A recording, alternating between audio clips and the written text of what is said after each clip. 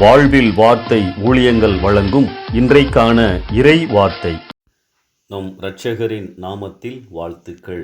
நேற்றைய தினத்திலே நம் விசுவாச வாழ்க்கையில் நெருக்கடிகள், சோர்வுகள், போராட்டங்கள் வரும்போது எப்படி நடந்து கொள்ள வேண்டும் என்று தியானிக்கும் போது, முதலாவதாக கடந்த காலங்களில் கடவுளிடம் பெற்ற நன்மைகளை நினைவு கூற வேண்டும் என தியானித்தோம். Recall the previous blessings you received from the Lord. இன்றைக்கு இரண்டாவது ஆலோசனை. சோதனையான வேதனையான நேரங்களில் கர்த்தருக்குள் உங்கள் ஆவிக்குரிய நிலையை மீண்டும் உணருங்கள்.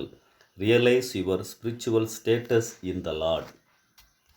அன்பானவர்களே, நெருக்கடியான நேரங்கள் நம்மை துவண்டுவிட நாம் அனுமதிக்கக்கூடாது.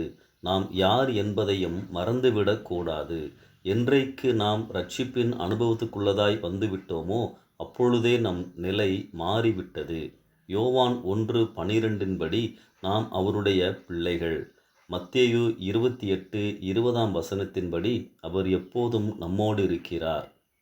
2 கொரிந்தியர் 5:5 படி ஆண்டவர் நம் மீட்பை உறுதிப்படுத்தும் அடையாளமாக பரிசுத்த ஆவியானவரை நமக்குள் வழங்கியுள்ளார்.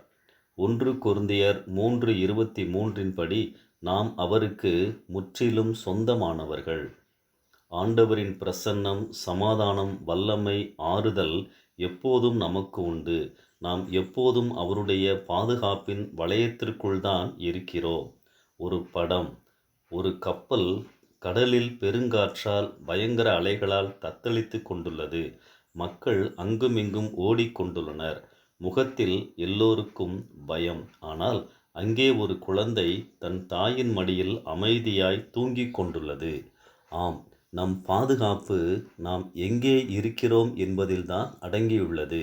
மை சேஃப்டி பிளேசஸ் வேர் ஐ ஆம் லொக்கேட்டட். பிரியமானவர்களே, நாம் யார் என்பதை மறந்து விடாமல் இருக்க, எங்கே இருக்கிறோம், எங்கே போய்க் கொண்டிருக்கிறோம் என்பதை நினைவுபடுத்ததான் கடவுளின் வார்த்தைகள் நமக்கு கொடுக்கப்பட்டுள்ளன. நம்முடைய பிள்ளைகளை நாம் கைவிடுவோமா? நம்முடைய பிள்ளைகளை நாம் மறந்து விடுவோமா? நம்முடைய பிள்ளைகளின் தேவைகளை சந்திக்காமல் இருப்போமா?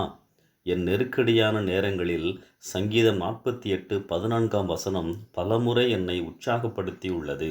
இந்த தேவன் என்றென்றைக்கும் சதா காலங்களிலும் நம்முடைய தேவன்.